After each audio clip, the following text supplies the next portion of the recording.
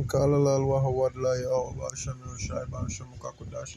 Double honors to the apostles and elders of Gms that rule and teach well, peace and salutations to the brothers of the four corners of this earth, pushing this word in truth, words, and sincerity. I'm going to say Shalom. Yeah, so let's bounce up this article here. So I'm going to do a little short video on it. Just to bring out a little enlightenment. So what's going on right now. That not being reported in the mainstream news.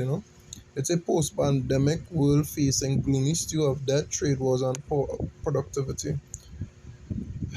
Record levels of government debt, geopolitical tensions that threaten to split the global trading system. Yeah, because we have sides to the world now. Either you're rolling with BRICS or NATO. Everybody picking a side. Everybody getting these little squads together, so to speak. It's geopolitical tensions are threatening to split the global trading system, and likely the persistence of weak productivity gains may saddle the world with a slow growth future that stunts development in some countries even before it starts. It's the sobering view of a post-pandemic global economy emerged from or from emerged from research organized by the Kansas City Federal Reserve and debated here this past weekend. It explored issues like the outlook for technological innovation. Understand? Technology, that's something straight, that is straight M.O.T.B. Advances in technology to help finance. Finance, hand in hand with technology. That's something like M.O.T.B.ish. I'm saying if you know, you're supposed to know by now anyway. Right? It's a public debt and the state of international trade at a time when the Russian invasion of Ukraine and the conflict between the US and China have eroded a once broad global agreement, at least in theory, to boost the free flow of goods and services. So yeah, since everybody the ones who more or less used to work with the US, the agreements they are severed because why? Everybody has ties with somebody else now. You understand? Nobody afraid of America. You can't bully them no more. You know? We got a little precept here. There is second Ezra 6 and 22. It says, and suddenly shall the sown places appear unsown, the full storehouses shall suddenly be found empty. Yeah, the sown places, so where they invest, it will be appear unsown, meaning like where they invest, they wouldn't reap nothing from it, then it would have nothing to reap. And suddenly the storehouses shall be found empty. Yeah. Understand the things that they say, hey, we stock up on this, they can find out low, the millions you think you have, hey, that would just poof, be gone. You know? Yeah. Poof, be gone. Is it because at the end of the day, this money is based on that? You understand? The money, the fiat system, the petrodollar, the paper dollar, that is, you know? That's why they need technological innovation to curb it. You understand? So when they kill that dollar, whatever debt they owe, you understand? Whatever debt they owe, it will have to die because it was made with fiat currency. Since fiat currency no longer exists, with the debt no longer exists. Yeah. Well, I'm gonna go into a little terminology here, right? You see, I read about public debt. Now I didn't know what that was. So I have a little definition here. If the page would load, I'm select here for the slowness of the the device right now. Let's say public debt explain. Let's say for example, governments take loans to cover budget deficits, infrastructure projects, wars, nuclear programs, public welfare schemes, or for the operation of public corporations. Right, cool. So basically to run your country. The same way the US took a loans from China and so on and so forth to run the country. That's why they trillions of dollars in debt. And increase them, yeah, that is what public debt is. That is what they label it as, public debt, right? Though I don't know why they label it like that, but shit. We know it ain't nothing good coming outside, right? It's a back to the article now, right? It's a that sobering view of a post-pandemic global economy emerged from the research organized by the Kansas City Federal Reserve and debated here this past weekend. It explored issues like the outlook for technological innovation, public debt, right, and the state of the international trade at a time when the Russian invasion of Ukraine and conflict between the US and China have eroded a once broad global agreement, at least in theory, to boost the free flow of goods and services. Yeah, you understand? So now America can bully the smaller countries no more because why they gang up. It have a scripture we talk about say is this the man that caused the earth to tremble? You understand? I believe it's in Isaiah. Oh gosh, that's roughly paraphrasing. You know? Yeah. Is this the man that caused the earth to tremble? Because why nobody afraid you no more? They're doing what they want and they can't stop them, you know? Anyhow, moving on. It's like countries are now in a more fragile environment. They've used a lot of their fiscal resources to deal with a pandemic. Then you have policy driven forces, geo-economic fragmentation, trade tensions, and decoupling. Trade tensions, the decoupling between the West and China. I mean, you know what I mean? Situation getting more and more unstable as time passes. International Monetary Fund chief economist Pierre Oliver Gorinchas said in an interview on the sidelines of an annual Fed conference here, if we get to a point where part of the world is stuck without catching up and has large amounts of population, that creates tremendous demographic pressures and migration pressures. Yeah, you understand? So if the population too big and they're generating nothing, you know what I mean? Yeah, as that, so to speak. Right? Gurinchas said it is possible that the global growth settles into a trend of around 3% annually, a figure far below the rates of 4%.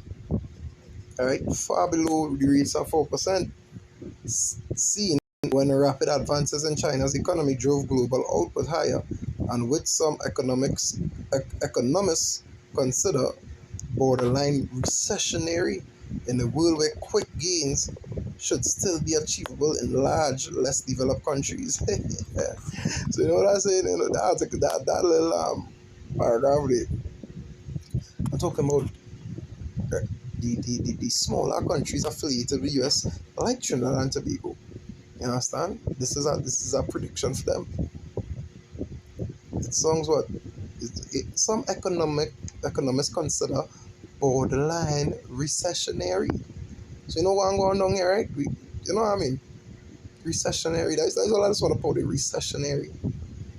But in the emerging pandemic economy, the global growth environment has become very challenging, said Maurice Obstfeld, a former IMF chief economist and now a fellow at the Peterson Institute for International Economics in Washington.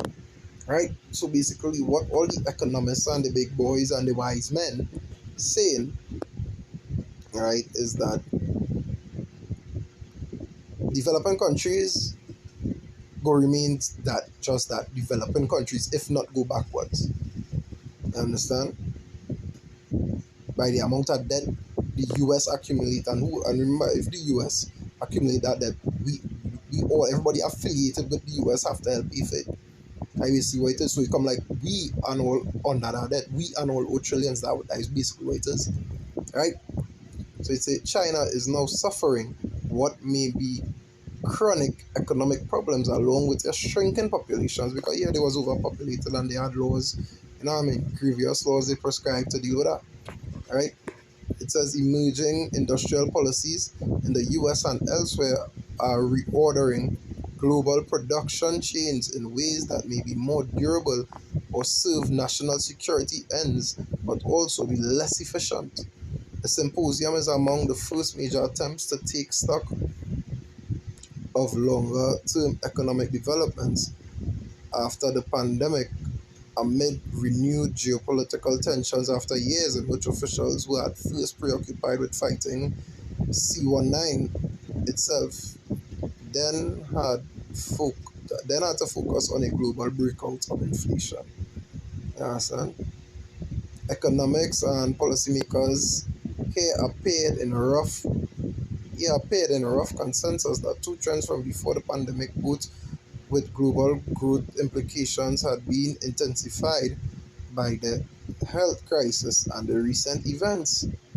You understand? After rocketing higher during the global financial crisis 15 years ago, the ratio of public debt to world economic output has grown to 60% from 40% thanks to pandemic spending, and is likely now at a level where serious debt reduction is not politically feasible. Yeah, so they can't carry down the debt. All that money they borrow to do this and money they send to this country to help them and that country. How they sending billions to Ukraine to fight a war. We just read what public that is. They borrowing our money to fight wars and so on and so forth. You understand? It says it's not politically feasible, so America cannot pay back that debt. They can't pay back the debt, so they have to crash the dollar. You understand? It says Serkan Aslamal, or whatever that word is, whatever that fella name is, an economist at the International Monetary Fund, and Barry. Yeah, I ain't gonna even try that. Barry, an economics professor at the University of California, Berkeley, wrote in a paper. Yeah, so these so-called wise men out of Edom done seen what going on. You understand? But all this translates and denotes to what? The implementation of the M.O.T.B, getting away from the physical dollar. You understand? Earlier in the article, it talk about what it's talk about technological information going what digital. From digitalization, it will go straight to the M.O.T.B. You understand? Straight there. So now let me just close off with that precept, because the article was just to be brought out. You know what I mean? Just to shed light on what's going on in the place here.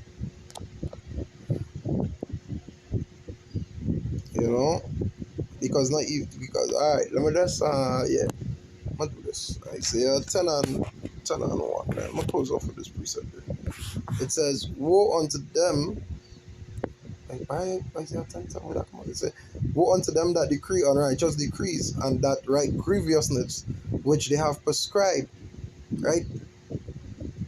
Because they're going to write unrighteous laws where you can't do certain things because you don't abide by their laws. It would be draconian. Right? Verse 2. As we see, they're bringing back harsher pandemic. Oh my goodness. You know what shit that I didn't say it already. They're bringing back the protocols. You understand? Very harsh protocols. Very harsh lockdowns. You understand? Verse 2, it says to turn aside the needy from judgment and to take away the right from the poor of my people. Yeah. You understand? Take away the rights, to take away the justice from them. That widows may be their prey, and that they may rob the ones that they know. They rob them blind. Make them do what they want for nothing. For nothing. What they're doing is a big injustice, but at the end of the day, it's prophecy. So it have to come to pass. You understand? It have to, it will, it must. And this article, all these things are just stepping stones, and that is the reason why make me break on the article. You understand? Because what? They letting it out, but they're letting it out on a, you know what I mean? At least not yet, because they're letting out certain things on mainstream media, but this article now on mainstream media. Most people know that the world looking to, well, at least the Western world, you understand, looking to go backwards rather than forwards. Nobody, and you know what I mean? They're thinking about that. They're talking about that. You know. So with that, through the spirit and power of Hashem Yoshai, hopefully it was edifying. I just want to say Kalalal Wahawadla, Yahweh Hashem Yoshai, Hashem Yokakodash, double honors to the apostles and elders at GMS that rule and teach well. Peace and salutations to the brothers on the four corners of this earth, pushing this word in truth and in sincerity. Once again, saying Shalom.